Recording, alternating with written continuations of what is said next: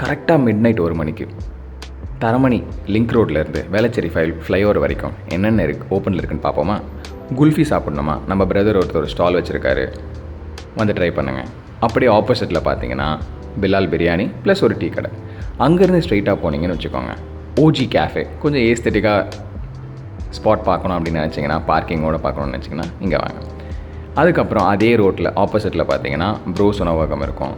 அதுக்கப்புறம் இந்தந்த ரோட்டில் நீங்கள் கேப் ஓட்டுறீங்களோ, இல்லை கண்டிப்பாக கேப் ஓட்டுறவங்க நிறைய பேர் இருப்பீங்க, ரேப்பிடோ, ஜெப்டோ.